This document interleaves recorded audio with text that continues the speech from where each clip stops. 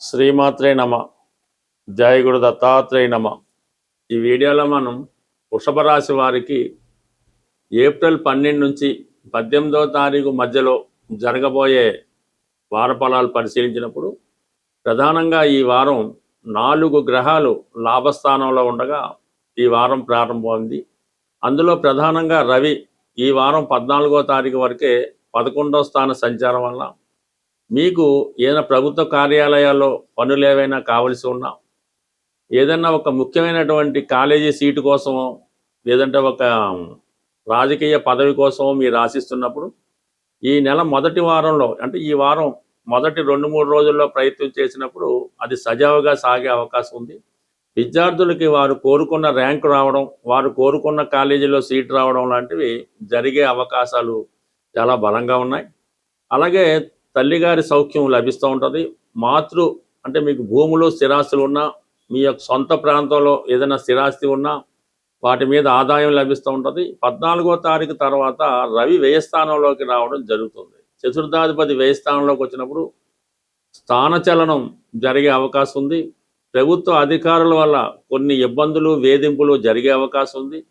సడన్గా మీ కుటుంబంలో ఎవరో ఒకరికి అనారోగ్య కారణంగా హాస్పిటల్ సందర్శించడం, వారికి వైద్యం చేయడం జరిగే అవకాశం ఉంది. అలాగే సడన్గా మీరు ప్రయాణం చేయవలసి ఉంటుంది ఈ వారంలో.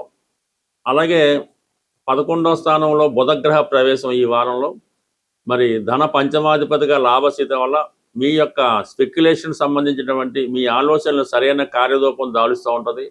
అలాగే మీరు చాలా కాలంగా చేద్దాం ఉన్నటువంటి ప్రయత్నం ఈ సమయంలో చేయడం జరుగుతూ ఉంటుంది.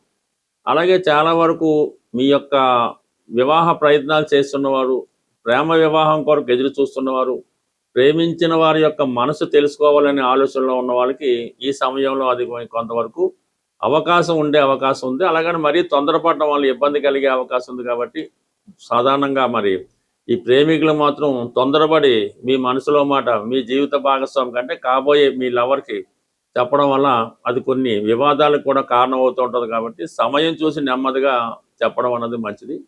ఇక ప్రధానంగా కుజుడు కూడా లాభస్థాన స్థితి, అంటే సప్తమాధిపతి లాభస్థితి వల్ల మీ యొక్క భర్త లేదంటే మీ యొక్క భార్యకి ఉద్యోగ ప్రయత్నాలు ఫలించే అవకాశం ఉంటుంది. వారి యొక్క ఆదాయం కూడా పెరిగే అవకాశాలు ఉన్నాయి. అలాగే మీ యొక్క సంతానంలో ఎవరైనా విదేశంలో ఉంటే వాళ్ళకి ఈ సమయంలో వారి యొక్క ఉద్యోగ ప్రయత్నాలు చాలా వరకు నెరవేరే అవకాశం ఉంది.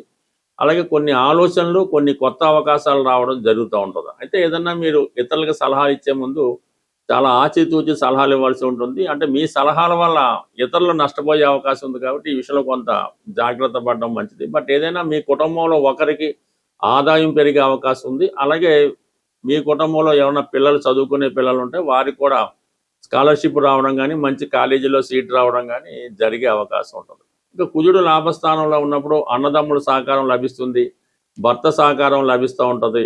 అలాగే మీకు అధికారుల సహకారం కూడా లభించే అవకాశం ఉంది. స్థిరాస్తులు, భూములు మొదలగు మీద ఆదాయం రావడం జరుగుతుంటుంది. ఏదైనా పారిశ్రామిక రంగంలో ఉన్న వాళ్ళకి, కొత్త పరిశ్రమలు స్థాపించాలనే ఆలోచనలో ఉన్న వారికి చాలా వరకు సహకరిస్తుంది. భూములు, స్థిరాస్తి వ్యాపారం చేస్తున్న వారికి కూడా ఇది చాలా అనుకూలంగా ఉంది. బట్ ఏదైనా లాభస్థానంలో ఉన్నటువంటి 4 గ్రహాలు ఈ వారంలో ఏదో ఒక అభివృద్ధి, ఏదో ఒక లాభం మీకు కలిగే అవకాశం ఉంది. అయితే రాష్ట్రాధిపతి శుక్రుడు వ్యయస్థాన స్థితి వల్ల కొన్ని అనుకోని ఖర్చులు అయ్యే అవకాశం ఉంది. ఏదో ఒకరు మీకు కొత్తగా పరిచయం అవ్వడం వల్ల వారి కోసం మీరు కొంత ధనాన్ని వెచ్చించడం జరుగుతూ ఉంటుంది. అలాగే ఏదన్నా ఈ వారంలో మీ కుటుంబంలో స్త్రీలకు కానీ, బయట స్త్రీలకు కానీ విలువైనటువంటి బహుమతులు వాళ్ళకి ఇవ్వడం, వారిని రహస్యంగా కలుసుకునే అవకాశం కూడా ఈ వారం ఈ వృషభ రాశి వారికి కనబడుతుంది. ప్రధానంగా గృహంలో శుభకార్యాలు ఎంత కష్టపడినా వాయిదా పడడం జరుగుతూ ఉంటుంది.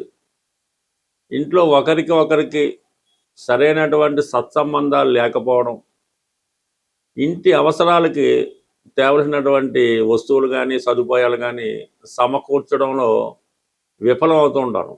అంటే అందరూ సంపాదిస్తుంటారు, ఎవరు బాధ్యత తీసుకోరు, ఆ ఇంటి ఇళ్ళాలు సతమతం అవుతూ ఉంటారు.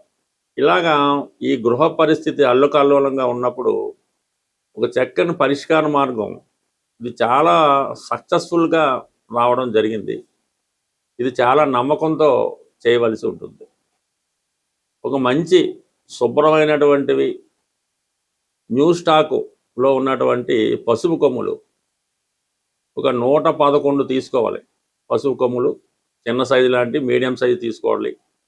వాటితో శుక్రవారం రోజు లక్ష్మీ అమ్మవారికి అష్టోత్తరంతో పూజ చేయవలసి ఉంటుంది.